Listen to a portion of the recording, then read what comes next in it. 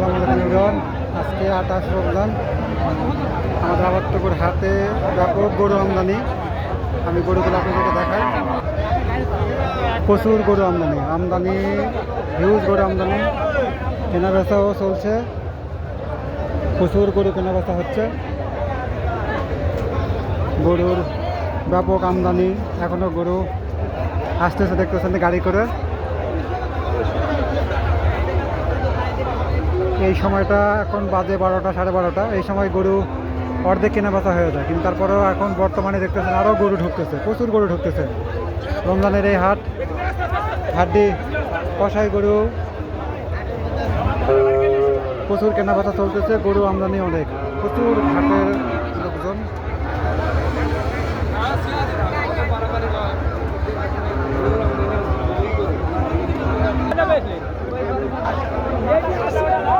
হ্যাঁ